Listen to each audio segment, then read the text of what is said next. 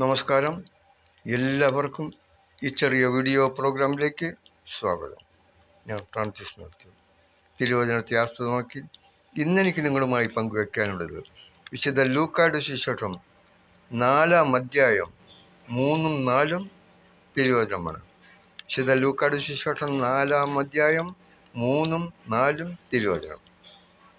യേശു പിശാചിനാൽ പരീക്ഷിക്കപ്പെട്ടുകൊണ്ട് 40 ദിനരാത്രങ്ങൾ മരുഭൂമിയിൽ ഉപവസിച്ചു. അവസാനം അവന് വിശന്നു. അപ്പോൾ പിശാച് അവനെ സമീപിച്ച് എന്താണ് പറഞ്ഞതെന്നും യേശു അതിന് എന്ത് മറുപടിയാണ് കൊടുത്തതെന്നുമാണ് ഇന്നെനിക്ക് നിങ്ങളുമായി പങ്കുവയ്ക്കാനുള്ളത്. അതെങ്ങനെയാണ്? പിശാച് അവനോട് പറഞ്ഞു, നീ ദൈവപുത്രനാണെങ്കിൽ ഈ കല്ലിനോട് അപ്പമാകുവാൻ കൽപ്പിക്കുക. അപ്പോൾ യേശു കൊടുത്ത മറുപടി ഇങ്ങനെയാണ്: മനുഷ്യൻ അപ്പം കൊണ്ട് മാത്രമല്ല ജീവിക്കുന്നതെന്ന് എഴുതപ്പെട്ടിരിക്കുന്നു.